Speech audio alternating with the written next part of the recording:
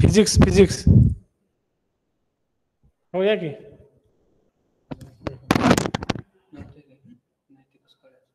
Hello join झाला का तुम्ही फिजिक्सवर क्लिक करा की टाइम टेबल मधल्या फिजिक्स वरती क्लिक करायचं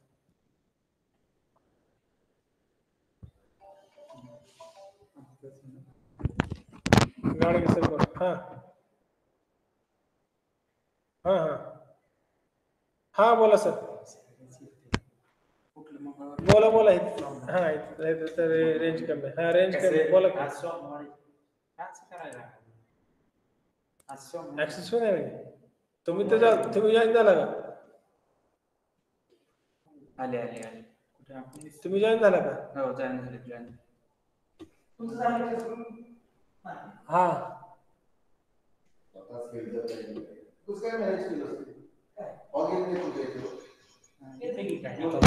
हॅलो हॅलो हॅलो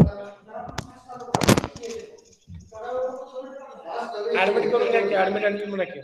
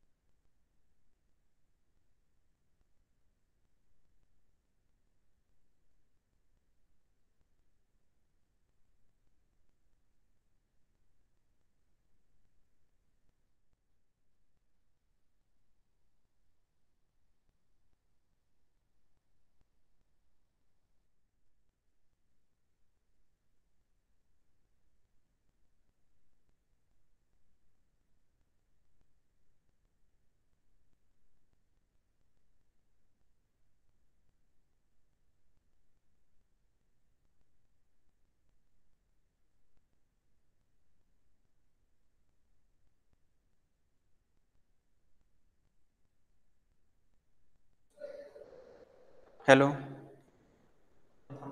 हॅलो येतोय का आवाज ओके किती जण आलेत फक्त 12 जण आलेत आता ऍक्च्युली पहिला दिवस आहे म्हणून त्याच्यामुळे थोडीशी घाई गडबड होणारच आहे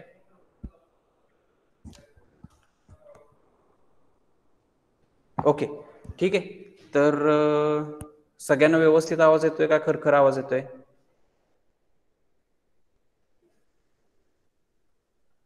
व्यवस्थित आवाज येतोय का सगळ्यांना का खरं थोडासा प्रॉब्लेम येतोय आवाजामध्ये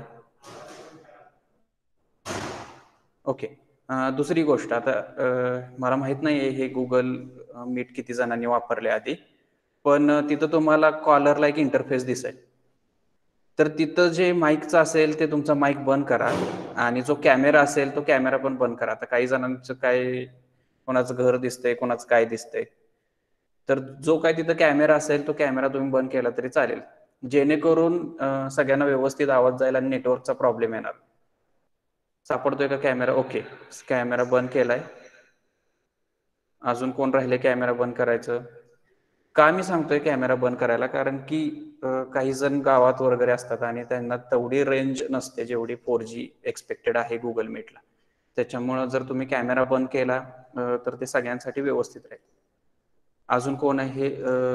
ऋतुजा कदम, त्यांनी कॅमेरा बंद केलेला नाहीये. अजून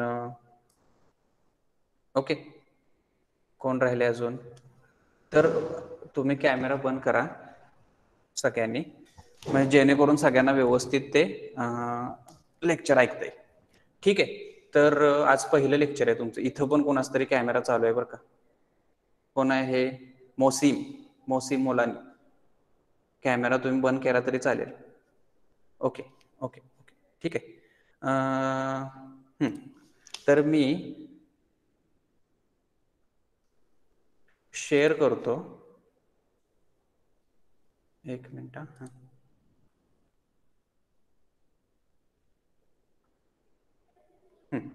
काय दिसतंय तुम्हाला इथं? म्हणजे मला कळेल की बाबा ना तुम्हाला स्लाइड शेअर झाली का नाही. काय दिसतंय तुम्हाला इथं?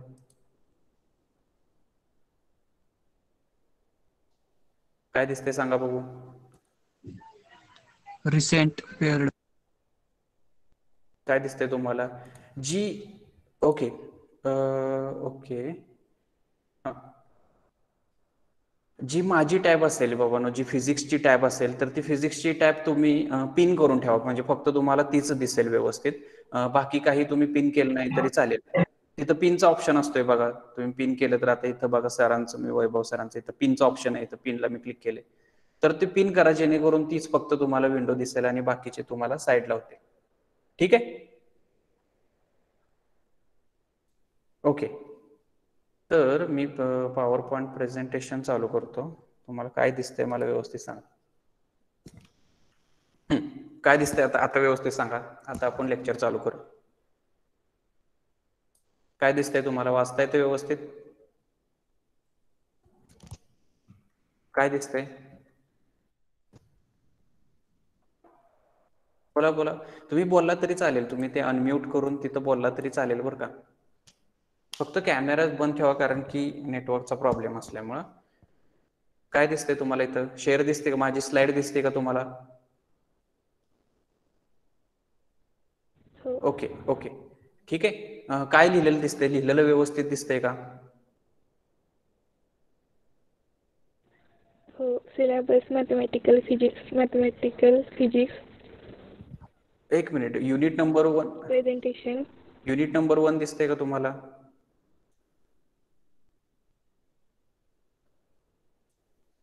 युनिट 1 दिसतंय का तुम्हाला?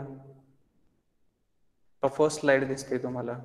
फोर्स ऑब्जेक्टिव्ह नक्की दिसतंय का तुम्हाला इथं? युनिट 1 दिसतंय का इथं?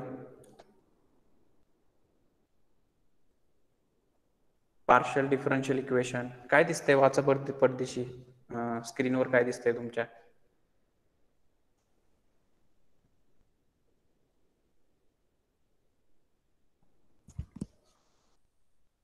बोला लवकर, बोला. काय दिसतंय स्क्रीनवर? Syllabus mathematical physics. असं लिहिलेलं दिसतंय का तुम्हाला? युनिट 1 पार्शियल डिफरन्शियल इक्वेशन असलं काय दिसतंय काय? नाही नाही. अरे एक मिनिट, मी स्टॉप करतो. Okay,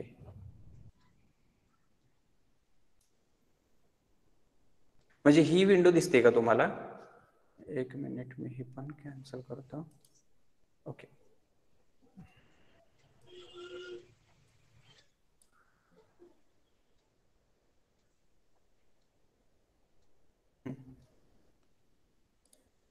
okay. आता व्यवस्थित दिसेल तुम्हाला.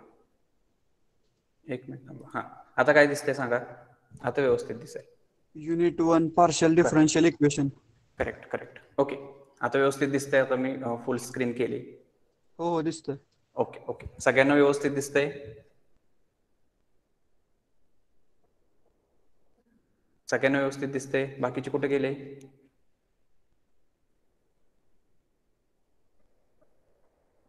ओके ओके ओके, ठीक आहे. तर पहिलंच लेक्चर आहे हे. आता ही जी काय ऑनलाईन सिस्टीम आहे टीचिंगची, ती सगळ्यांनाच नवीन आहे. जसं शिक्षकांना नवीन आहे तसं ते तुम्हालाही नवीन आहे. आता ही जी काही सिस्टीम आहे, या सिस्टीम बरोबर आपल्याला व्यवस्थित काय म्हणतात त्याला, वेवलेन जुळवून घेण्यासाठी बाबांना थोडासा वेळ लागणार आहे ऑब्व्हियसली.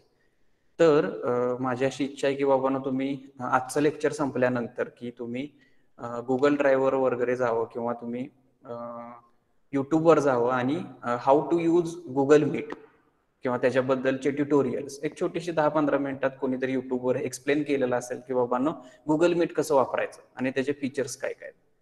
तर ते तुम्ही व्यवस्थित व्हिडिओ बघून आणि तसं त्यात जे काही त्यानं सूचना सांगितल्या असतील बाबांनो व्हिडिओ कसा अनम्यूट करायचा किंवा आपल्याला बोलायचं असेल तर जो माईक असेल तो कसा अनम्यूट करायचा किंवा जर बॅकग्राऊंड नॉईज जास्त असेल तर व्हिडिओ आणि ऑडिओ कसा म्यूट करायचा.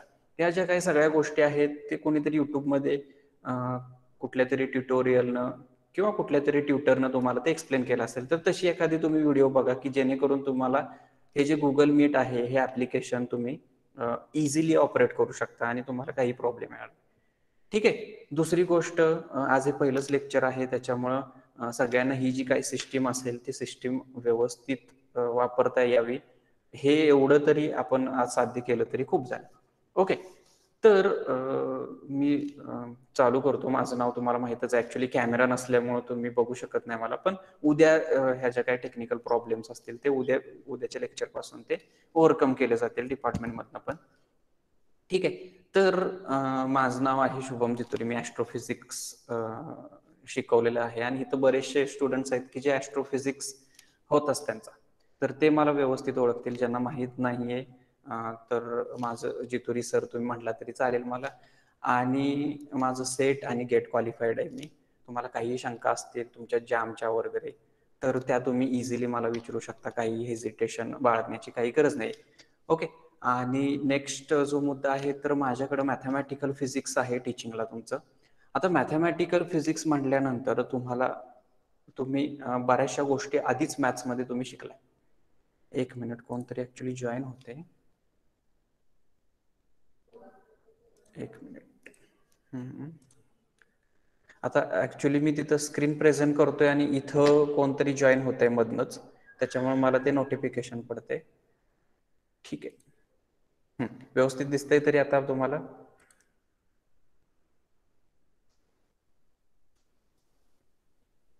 दिसते का स्क्रीन?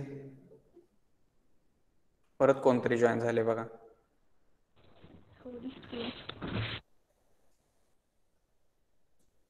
ठीक आहे. तर ऍक्च्युली जो तुमचा मॅथमॅटिकल फिजिक्सचा पेपर आहे त्याच्यात 2 युनिट्स आहेत. पहिलं जे युनिट आहे which is related to the partial differential equation and its application. तर पार्शियल डिफरन्शियल इक्वेशन शिकण्याच्या आधी तुम्हाला डिफरन्शियल इक्वेशन म्हणजे काय आणि प्लेन डिफरन्सिएशन हे ऑलरेडी तुम्ही मॅथ्समध्ये शिकलेला आहात किंवा 11वी-12वी मध्ये तुम्हाला हे कव्हर झालेलं आहे. किंवा बाबा डेरिव्हेटिव्ह म्हणजे काय आणि एखाद्या फंक्शनचं तुम्ही डेरिव्हेटिव्ह घेता म्हणजे काय करता. एखाद्या फंक्शनचं डेरिव्हेटिव्ह घेता म्हणजे ऍक्च्युली त्या कर्वचा स्लोप घेता तुम्ही.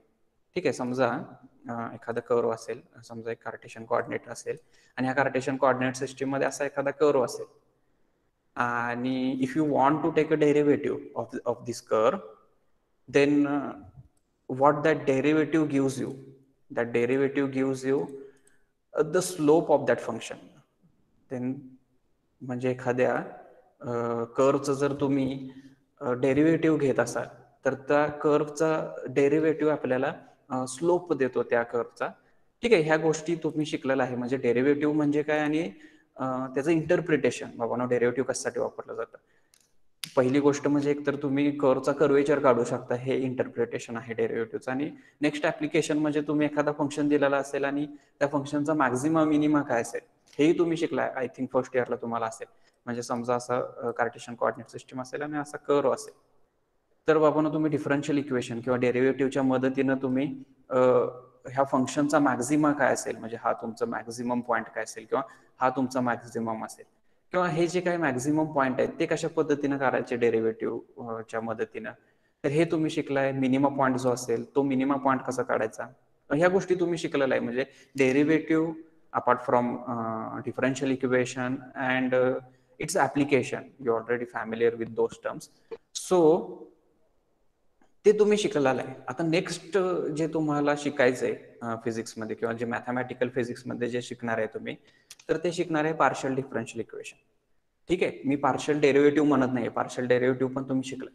पण जे पार्शियल डिफरन्शियल इक्वेशन्स आहेत ते तुम्ही मॅथमॅटिकल फिजिक्समध्ये शिकणार आहे आणि तो तुमचा फर्स्ट युनिट आहे. ओके. जो सेकंड युनिट आहे ते आहे actually application of a partial differential equation. म्हणजे ह्या फर्स्ट युनिटमध्ये you are going to learn what is a partial derivative or a partial differential equation and how we are going to solve that partial differential equation.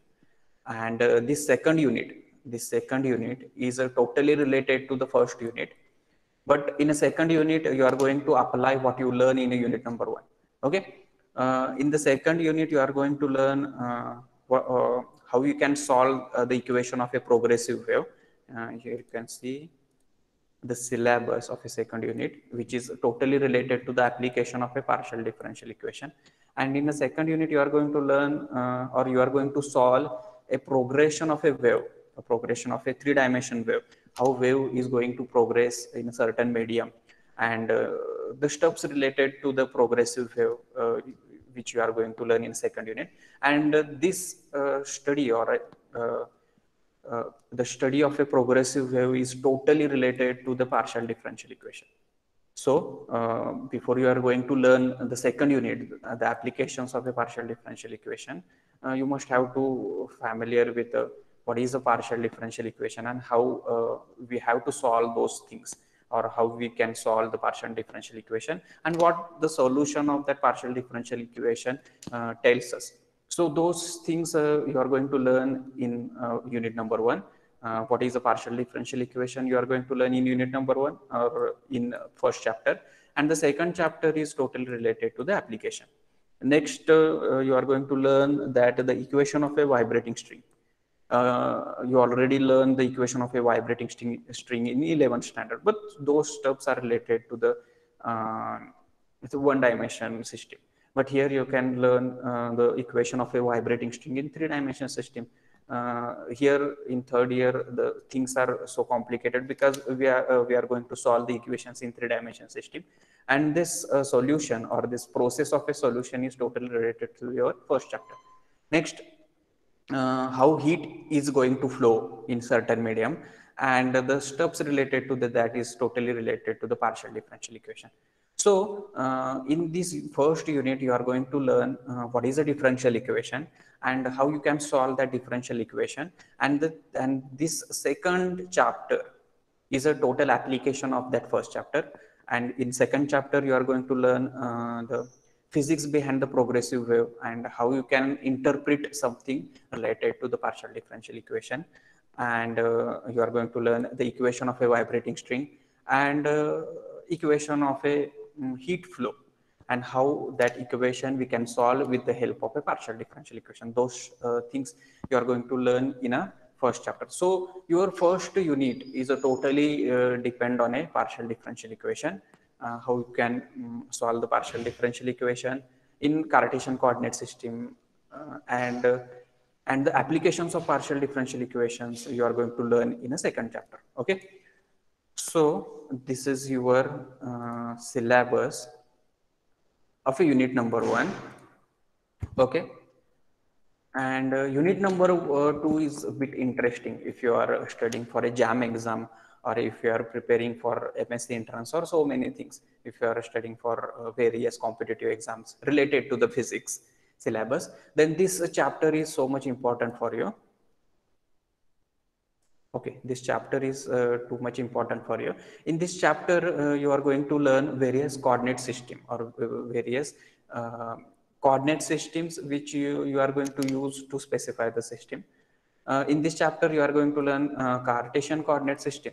I think you already learned the Cartesian coordinate system in 11th standard, but in third year, the bits are so complicated because you are going to learn the gradient divergent curve in Cartesian coordinate system, as well as in spherical coordinate system and cylindrical coordinate system. So this topic is so much important related to your competitive exam. And if you want to score a good, if you want to get a good score in such exams related to the JAM and BRC, so for that you must have to learn this topic. And it has a very much application in physics also. If you love physics, or if you want to study further in physics, then this topic is so much important for you. In this topic, you are going to learn what is a Cartesian coordinate system and or how we can specify the position of a point in a Cartesian coordinate system. Those things related to the Cartesian coordinate system you already learned in 11th standard. You know that in Cartesian coordinate system there are two axes, x-axis and y-axis. And suppose you are going to study you are going to study physics related to this point, or you are considering a point P, and you want to specify the position of this point P with respect to the origin. And to do that, what you did in 11th standard to specify the position of this point P with respect to this origin in Cartesian coordinate systems. If you want to specify the position of this point, what you do, you just assign two numbers to this point. Suppose this point covered a unit in x-axis and b unit in y-axis. Then to specify the position of this point, you are going to assign two numbers to this point, a and b. This first number tells us that the point P made a unit distance along x-axis, and point B represents, or this point or this B represents the how much distance that point P covered along a y-axis. So with using 2 points, or giving them 2 points, you are going to specify the position of this point. And there are another ways to specify the position of this point in Cartesian coordinate system. Using vector algebra, you can also specify the position of this point in Cartesian coordinate system. Or using matrix algebra, you can also specify the position of this point in Cartesian coordinate system. Those steps you are going to learn in this unit. How to specify the position of a point in Cartesian coordinate system, and what are the forms of a gradient, divergence and curve in Cartesian coordinate system, and how we can write the gradient divergent curve and the physical significance related to the gradient divergent curve. You are going to learn in this topic. Same thing what you learn related to the Cartesian coordinate systems, you are also going to learn related to the spherical coordinate system. In spherical coordinate system, how you are going to specify the position of a point, or how you are going to study the system with respect to the spherical coordinate systems. Okay, and the forms of a gradient divergent curve in a spherical coordinate systems. What are the forms, or how you can write the gradient divergent curve in a spherical coordinate system? Those things you are going to learn in Cartesian coordinate system. And also you are going to learn a cylindrical coordinate system in this topic. So this unit is so much important. If you are, I already told you, if you are studying for a JAM exam or BS exam, this unit is so much important. As well as if you love, if you are so much interested in physics, if you love physics, then this topic is, I can call it as a backbone of a physics. So you must have to understand the steps given in the syllabus, and those steps you are going to use widely in physics as well as in your competitive exam. So the next topic is related to the special functions. Some special functions are there, and I don't know you are familiar with the special functions, but this unit is also so much important related to the physics. In this topic, you are going to learn a gamma function. Okay. Okay, in this topic, you are going to learn gamma function, and what are the properties of a gamma function. Actually, these things you needed for MSc studies. So this is the connecting bridge between your BSc syllabus and the MSc syllabus. This gamma function is so much important related to the nuclear physics. How the radiation, or what are the properties related to the nucleus is totally related to the gamma function. And you must have to understand those things and the properties of a gamma function. But this topic is very much small as compared to the other 3 units. So in this unit, you are going to learn gamma function and a beta function, and the properties of a gamma function and beta function, and the relation between them. So this topic is very small as compared to the other 3 topics, but this is also very important related to the nuclear physics and other physics also. So this is our syllabus. Let me revise what you are going to learn in BSc 3. The first topic is related to the partial differential equation. What are the types of partial differential equation, and how to solve a partial differential equation. There is a way to solve a partial differential equation. There is a method which called as a method of separate. Okay, method of method of separation of a variable. This is the method with you are going to solve a partial differential equation, and this method of variable separation is very much important if you are studying a quantum mechanics. There is a Schrodinger equation, and to solve that Schrodinger equation, you must have to apply this partial differential equation, or you must have to apply the method of a separation of a variable. Okay, so in this unit, in this first unit, you are going to learn partial differential equation. What is a partial differential equation and how to solve a partial differential equation. That's it. And the second unit I told you, which is the application of this first unit. In the second unit, you are going to apply what you learn in unit number 1. You are going to solve a progressive wave equation and its solution. You are going to solve this equation. And in the second unit, you are also going to learn an equation of a vibrating string, and how heat is going to flow in a system. Those things you are going to learn in this second unit. And what you learn in unit number 1, you are going to apply in this second chapter. And the third topic I told you, which is much more important if you want to crack some exams, and if you interested in a physics. So this topic is very much important. You are I think so you already learn gradient divergent curve and their physical significance. तुम्ही हे शिकलाय का gradient divergent curve आधी? शिकलाय का हे gradient म्हणजे काय, किंवा हे शब्द तरी गेलेत का तुम्हाला? ग्रॅडियंट म्हणजे काय, डायव्हर्जन्स म्हणजे काय, आणि कर्ल म्हणजे काय? हे तुम्हाला झालं असेल आय थिंक फर्स्ट इयरला. झालंय का हे तुम्हाला? बोला. हो. ओके. हा, पण तिथं जे तुम्ही शिकलाय ते फक्त कार्टेशियन कोऑर्डिनेट सिस्टीम मध्ये शिकलाय. ओके, त्याचे जे काही फॉर्म्स असतील, म्हणजे तुम्ही ग्रॅडियंट वगैरे काढत असाल, किंवा जो डेल ऑपरेटर असतो आपला, तो डेल ऑपरेटर काय असतोय? I do by do X plus J cap. This I cap, J cap, K caps are unit vectors, and dou by dou y, and plus k cap dou by dou z. So you are very much familiar with the del operator, and this is the form of a del operator in Cartesian coordinate system. Okay, you already learn those things, but what you are going to learn new in this unit, you are going to learn various forms of a gradient, various forms of a gradient divergent curve in spherical coordinate system as well as in cylindrical coordinate system. It's not like that you have a gradient in a Cartesian coordinate system and you are going to apply the same gradient to the spherical coordinate systems. It is not true. You have a different forms of a gradient divergent curve in spherical coordinate system and in cylindrical coordinate system.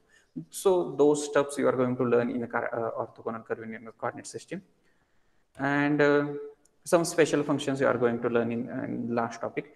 Actually, this topic I told you, it is a connecting bit between your BSc and MSc syllabus. You are going to apply what are the applications of a gamma function and beta function in nuclear physics. So this topic is very much small, actually related to the 9th topic only as compared to the other 3 topics. So this is your syllabus, and what are the outcomes we are expecting from you? Those are the outcomes. We are expecting that after completing our syllabus of a mathematical physics, you are going to solve a partial differential equation with variable separable form, and we are expecting that you are going to apply what you learn related to the partial differential equation. We are expecting that you can easily solve partial differential equation related to the heat flow, related to the vibrating string, and related to the progressive wave. So we are expecting that after completion of a syllabus, we are expecting that you are going to solve any partial differential equation, and to how to apply the partial differential equation related to the physics application. And also we are expecting that you are going to understand what is the Cartesian coordinate system, a spherical coordinate system, and cylindrical coordinate system, and the various forms of gradient divergent curve in those three coordinate system. You must have to understand what is the form of a gradient divergent curve in spherical Cartesian coordinate system and cylindrical coordinate system. So we are expecting that after completion of a syllabus, you are going to be a expert in a Cartesian coordinate system, spherical coordinate system, and cylindrical coordinate system. And also we are expecting that you are going to understand what is a beta function and gamma function. So this is our mathematical physics syllabus. I hope you will enjoy the mathematical physics syllabus, and I think those some things or some steps related to the mathematical physics you already learn in your maths paper. You are already familiar with what is a degree of a differential equation, what is the order of a differential equation. Those things you already learn in maths. So similar to that, you are going to learn a partial differential equation and how to solve a partial differential equation. That's it. So this is your syllabus of a mathematical physics, and I hope you understand what you are going to learn in a mathematical physics. कोणाला काही अडचण आहे का वापरण्याबद्दल? बाबांनो, की बाबा माझा आवाज म्यूट होत नाहीये किंवा काय होत नाही. मी तुम्हाला आधीच सजेस्ट करतोय की तुम्ही एखादी व्हिडिओ बघा यूट्यूबवर जाऊन, बाबांनो, how to use a Google Meet.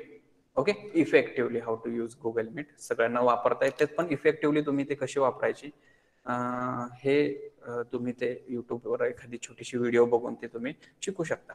Okay, त्यात काही जास्त नाहीये, जास्त कॉम्प्लिकेटेड इंटरफेस पण नाहीये गुगल मीटचा, तर ते व्यवस्थित तुम्हाला वापरता येईल.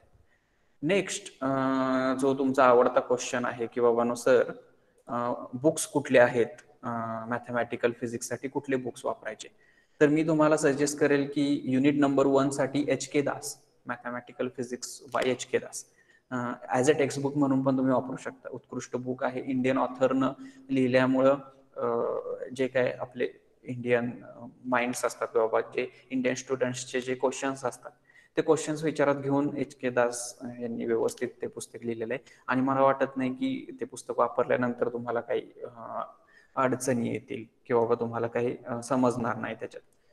तर तुम्ही HK दास वापरू शकता पुस्तक ह्या 2 युनिटसाठी. ओके, हा जो थर्ड चॅप्टर आहे किंवा युनिट नंबर 2 आहे, याच्यासाठी तुम्ही जे जुनं पुस्तक असेल तुमचं फडकेचं वगैरे, तर तेही रिफर करू शकता. ॲज अ टेक्स्टबुक म्हणून मी सांगतोय, ॲज अ रेफरन्स बुक खूप सारे आहेत. मी फक्त टेक्स्टबुक बद्दल सांगतोय की बाबा टेक्स्टबुक म्हणून तुम्ही जे तुमचं फडकेचं बुक आहे ते फडकेचं बुक तुम्ही वापरू शकता. आणि ह्या थर्ड टॉपिकसाठी पण तुम्ही HK दास वापरू शकता. पण हा टॉपिक खूप इम्पॉर्टंट आहे आणि ॲज अ टेक्स्टबुक म्हणून तुम्ही ते जे लास्ट इयरचे स्टुडंट्स वापरत होते, ते लास्ट इयरचे स्टुडंट्सचं जे फडके किंवा जे निरालीचं पुस्तक होतं, ॲज अ टेक्स्टबुक म्हणून तुम्ही ते वापरू शकता. रेफरन्स बुकची जी लिस्ट आहे ती तुमच्या सिलेबस जो तुमचा वेबसाईटवर अपलोड केलेला आहे त्याच्यात रेफरन्स बुक्सची लिस्ट आहे. त्यातले काही रेफरन्स बुक तुम्हाला इथे डिपार्टमेंटल लायब्ररीला पण मिळतील, आणि जर डिपार्टमेंटल लायब्ररीला नसतील तर तुम्ही ते आपल्या कॉलेजच्या लायब्ररीमधून घेऊ शकता. ठीक आहे, तर मी इथंच लेक्चर थांबवतो. तर काय कोणाला अडचण आहे का? हा, आणि दुसरी गोष्ट, तुम्ही HK दासची एक सॉफ्ट कॉपी तुमच्याजवळ ठेवावी. तुम्ही जे हे वापरता टेलिग्राम, तर त्या टेलिग्राममध्ये तुम्ही जे सर्च केलं बाबांनो फिजिक्स बुक किंवा कुठलाही चॅनल तुम्ही जॉईन केला की ज्याच्यात बुक्स अपलोड करतात, तर तुम्हाला इझिली HK दासची सॉफ्ट कॉपी कुठल्याही चॅनलवर मिळून जाईल. त्यात काही एवढं कॉम्प्लिकेटेड नाही. जर नाही मिळाली तर तुम्ही मला कॉन्टॅक्ट करू शकता. यात काही ॲस्ट्रोफिजिक्सचे स्टुडंट्स आहेत, त्यांच्या थ्रू मला तुम्ही कॉन्टॅक्ट करू शकता. आणि जर तुम्हाला ते पुस्तक नाही मिळालं तर तुम्ही मला कॉन्टॅक्ट करा, पण ते इझिली तुम्हाला मिळून जाईल टेलिग्रामच्या कुठल्याही चॅनलवर. ठीक आहे, तर तुमच्या काही अडचणी असतील तर तुम्ही सांगू शकता की बाबांनो सर तुमचा आवाज येत नाहीये, की बाबांनो काय तुमच्या काही अडचणी असतील की गुगल मीटच्या रिलेटेड, तर तुम्ही आता सांगू शकता मला. काय अडचणी आहेत का तुम्हाला? कारण की तुमचं आय थिंक इथून पुढं आय थिंक 2 महिने तरी हे असंच चालणार. त्याच्यामुळे ही जी काही सिस्टीम आहे, जी ऑनलाईन सिस्टीम आहे, भलेही तुमच्यासाठी नवीन असेल, पण याच्याशिवाय दुसरा पर्याय पण नाही आहे आपल्याला. त्याच्यामुळे ह्या सिस्टीमला तुम्ही ॲडजस्ट करून घेतलं पाहिजे. जे काही लेक्चरचा टाईम असेल, त्या लेक्चरच्या टायमाला तुम्ही घरच्या कामांपासून लांब राहिलं पाहिजे, किंवा असं नकोय की बाबा इथं लेक्चर चालू झालं आणि बॅकग्राऊंडला काहीतरी तुम्ही कामं करत बसलाय. ओके.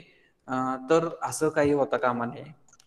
ही सिस्टीम मान्य नवीन आहे, पण ह्याच्यात आपण डेफिनेटली चांगल्या गोष्टी करू शकतो. चांगल्या पद्धतीचे ॲनिमेशन्स किंवा चांगल्या पद्धतीच्या PPT वगैरे वापरून नवीन गोष्टी तुम्ही शिकू शकता. तर अजून काही तुम्हाला अडचण असतील तर तुम्ही सांगू शकता. मेन जो प्रॉब्लेम आहे ऑनलाईन टीचिंगचा, तो मोस्टली कनेक्शनच्या रिलेटेडच असतो बऱ्याच जणांचा. ओके. तर त्या कनेक्शनच्या रिलेटेड जर प्रॉब्लेम असेल, तर माझी अशी इच्छा आहे की तुम्ही जो काय तुमचा कॅमेरा असेल तो तुम्ही म्यूट करून ठेवला तरी चालेल.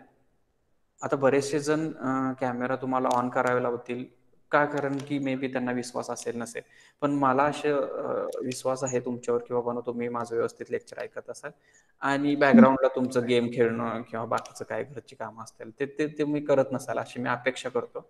आणि आपले बरेचसे जे काही स्टुडंट्स आहेत ते गावाकडे राहतात आणि गावात रेंजचा काय प्रॉब्लेम असतो तर सगळ्यांना माहीतच आहे. त्याच्यामुळे जर सगळ्यांनी व्हिडिओ व्यवस्थित ऑफ केला आणि जेव्हा आपल्याला बोलायचं आहे तेव्हाच आपण जर माईक अनम्यूट केला, तर मला असं वाटतं की सगळ्यांपर्यंत व्यवस्थित माझा आवाज जाईल आणि ही जी काही सिस्टीम आहे ह्या सिस्टीमचा सगळ्यांना उपभोग होईल. कारण की असं नकोय की शहराकडे राहणाऱ्यांना व्यवस्थित रेंज येते, व्यवस्थित त्यांना आवाज जातोय, आणि जे गावात आहेत आपले स्टुडंट्स की त्यांना व्यवस्थित आवाज जात नाहीये. का? कारण की सगळ्यांनी माईक ऑन ठेवलाय किंवा सगळ्यांनी आपले व्हिडिओज ऑन ठेवले. तर ते तसं होऊ नये.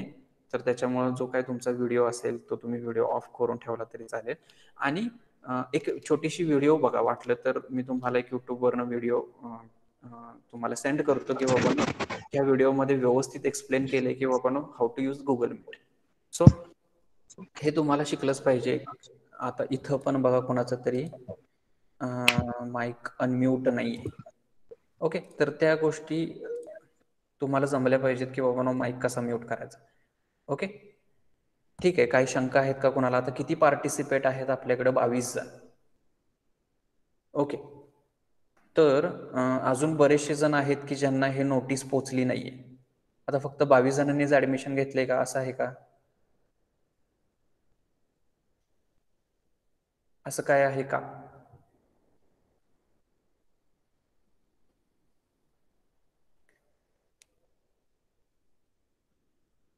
बोललं तरी चालेल तुम्ही. ओके. आत्ता तरी मीटिंगमध्ये 22 जण आहेत.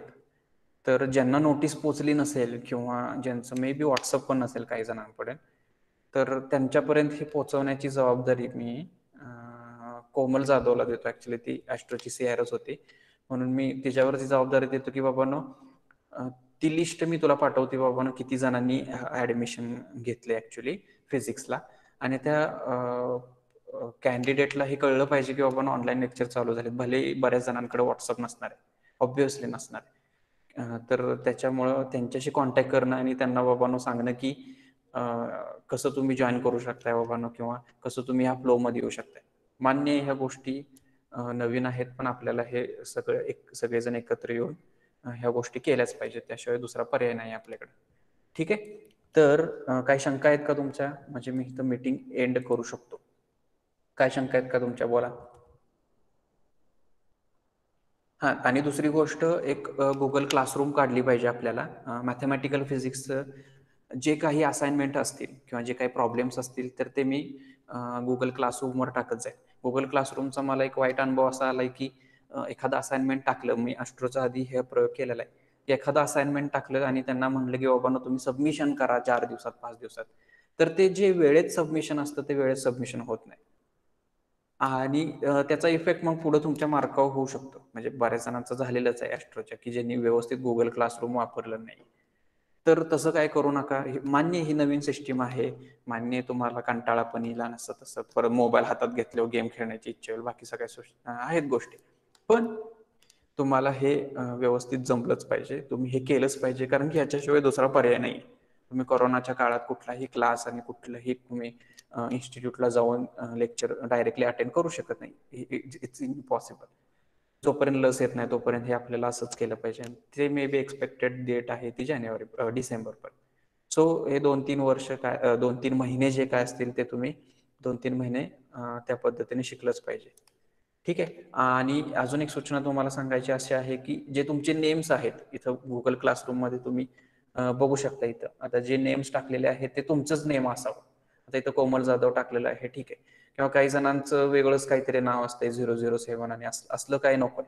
ठीक आहे. जे तुमचं नाव असेल तेच नाव तुम्ही गुगल मीटला टाकलं पाहिजे. आता हे कोण आहे, वॉरियर कराटे अकॅडमी, हे असलं नको आहे. का? कारण की याची प्रेझेंटी राहणार आहे, याचं सगळ्या गोष्टीचं रेकॉर्ड राहणार आहे. त्याच्यामुळे जे काही तुमचं ऑफिशियली नेम असेल तेच ऑफिशियली नेम तुमचं त्या गुगल मीटला असलं पाहिजे. ठीक आहे. तर या छोट्या छोट्या सूचना आहेत. हां, ओके ओके, ठीक आहे. आणि जर तुमच्या काही शंका असतील तर तुम्ही विचारू शकता आत्ता, कारण की मी आता लेक्चर एंड करणार आहे. मे बी 4 मिनिट राहिले. काय आहेत का शंका? बोला. आणि असंही होऊ शकतं की बाबांनो तुम्ही लेक्चर चालू होतं आणि तुमचं नेटवर्क कनेक्शन आलं किंवा डिपार्टमेंटमध्ये काहीतरी नेटवर्क कनेक्शन आलं आणि त्याच्यामुळे तुम्ही लेफ्ट झाला. असं जरी झालं आणि किंवा एखादा पॉईंट तुम्हाला समजला नाही की सर बाबांनो मी लेक्चरमधनं आउट झालेलो आणि किंवा बॅड कनेक्शन असल्यामुळे मला ते जॉईन करता आलं नाही, असं जरी असेल तरी तुम्ही मला कॉन्टॅक्ट करा की त्या पॉईंटमध्ये तुम्ही काय शिकलात किंवा त्या रिजनमध्ये किंवा जेव्हा तुम्ही लेफ्ट झाला त्या रिजनमध्ये काय तुम्ही शिकलात किंवा तुम्ही काय मिस केलं हे तुम्ही माझ्याबरोबर डिस्कस करू शकता. सर मी बॅड नेटवर्क असल्यामुळे मला इथून म्हणजे मला ते जॉईन करता आलं नाही आणि मी आपोआप लेफ्ट झालो, असं जरी काय असेल तरी तुम्ही माझ्याबरोबर कॉन्टॅक्ट करा. तुमचे मित्र असतीलच, ऑब्व्हियसली मित्र झालेच असतील 2 वर्षात, तर त्यांनाही कॉन्टॅक्ट करा. बाबा मी लेफ्ट झालो होतो किंवा मला ते जमलं नाही बॅड नेटवर्क असल्यामुळे. आता बराचसा पाऊस पण चालू आहे, तर बॅड नेटवर्क असल्यामुळं मला नाही जॉईन होता आलं. मी म्हणत नाही हे लेक्चर तुम्ही बंक करावं, पण जर तुम्ही जॉईन झाला आणि मधनच लेफ्ट झाला की बाबा नो बॅड नेटवर्क असल्यामुळं ते आपोआप लेफ्ट झालं, तुम्ही लेफ्ट झाला म्हणत नाही, म्हणजे आपोआप जर लेफ्ट झालं बॅड नेटवर्क असल्यामुळं तरी पण तुम्ही मित्रांना तुमच्या विचारू शकता की बाबांनो काय शिकवलं आज किंवा काय झालं. मी ज्या माझ्या पीपीटी असतील किंवा जे माझे लेक्चर नोट्स असतील ते ऑब्व्हियसली माझे लेक्चर नोट्स तुम्हाला गुगल क्लासरूमवर मिळेलच. ठीक आहे. तर ते घाबरण्याची काही गरज नाही आहे किंवा जे सहसा मी बोर्डवरच शिकवण्याचा प्रायोरिटी देईन. पण ज्या काही लेक्चर नोट्स असतील किंवा जे तुमचं टेक्स्टबुक मी म्हणलं तुम्हाला की बाबा ते तुम्ही रेफर करू शकता. त्या टेक्स्टबुकची PDF किंवा तो जो पॉईंट ज्या बुकमधनं मी शिकवला आहे तो पॉईंटचा जो काय छोटीशी PDF असेल तर ते मी गुगल क्लासरूमवर अपडेट करेल. त्याच्यामुळे ते घाबरण्याची काही गरज नाही. ठीक आहे. तर काय अजून काय शंका? बोला पडदेशी. हां, आणि दुसरी गोष्ट मे बी एक ग्रुप काढलाय ज्यांनी BSc TY ठेवलाय, तर असा एक व्हॉट्सअप ग्रुप काढा आणि त्याच्यात गुड मॉर्निंग गुड नाईट असलं काही नकोय. तर ज्या काही तुमच्या नोटीस असतील, कारण की आता नोटीस बोर्ड तर तुमचा तुम्ही बघायला येऊ शकत नाही कॉलेजमध्ये, म्हणजे ज्या काही नोटीस असतील तुमच्या प्रॅक्टिकल चालू झालं किंवा व्हर्च्युअल प्रॅक्टिकल चालू झालं अशा काही नोटीस असतील तर त्या व्हॉट्सअप ग्रुपवर पडतील. तर त्यासाठी एक तुम्ही व्हॉट्सअप ग्रुप चालू करा. आणि अजून एक लास्ट जी माझी सूचना आहे की जे हे तुमचे काय म्हणतात त्याला आता हे के लिहिलंय बघा इथं कोमल, म्हणजे कोमलचा के, तर ते जर तुम्ही तिथं फोटो ठेवला तुमचा तर तरीही व्यवस्थित चालेल ह्या गोष्टी. ठीक आहे. तर मी इथंच लेक्चर संपवतो कारण की दुसरं लेक्चर चालू आहे याच्यानंतर. काय कोणाला अडचण? बोला काही अडचणी. हां, आणि दुसरी गोष्ट जास्तीत जास्त इंटरॅक्टिव्ह होण्याचा प्रयत्न करा. जेव्हा मी सांगेल काही बोलायला तर तुम्ही ते बोललं पाहिजे, कारण की ही सिस्टीम आम्हाला पण नवीन आहे. असं स्क्रीन पुढं बोलणं म्हणजे आमच्यासाठी पण अवघडच आहे. मग त्याच्यामुळं तुम्ही ते रिप्लाय दिले तर आम्हालाही व्यवस्थित समजेल की बाबा तुम्ही ऐकताय. नाहीतर तुम्ही लेक्चर चालू ठेवलंय आणि मागं काहीतरी तुम्ही गेम खेळत बसलाय, मागं काहीतरी गप्पा मारताय, म्यूट करायला लावलंय सरांनी, मागं गप्पा मारू, कॅमेरा बंद करायला लावलाय, आपण काहीतरी करत बसू दुसऱ्या गोष्टी, तर ते तसं नकोय. ओके. तर जेव्हा मी तुम्हाला सांगेल बाबांनो काही तुमच्या शंका असतील तर ते तुम्ही व्यवस्थित रिप्लाय दिला पाहिजे आणि विचारलंय.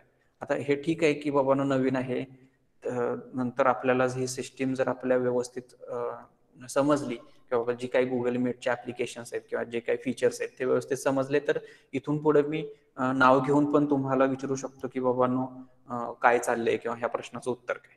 ओके, त्याच्यामुळं तुम्ही त्या लेक्चरला अटेंटिव्ह राहिलंच पाहिजे. ठीक आहे, तर काय शंका बोला. कुठे आहे कोमल, काय शंका? श्रीधर, काय शंका आहेत का? बोला लवकर. कोणाला बोलायचंय?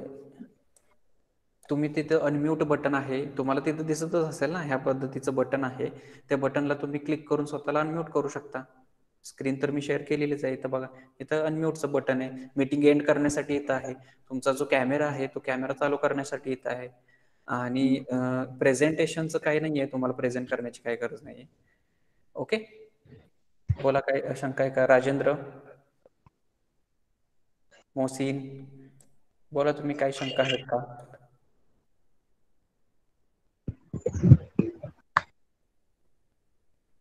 बोला बोला बोला, लवकर बोला. आवाज नाही येत आहे. कोणालाच आवाज येत नाही का माझा?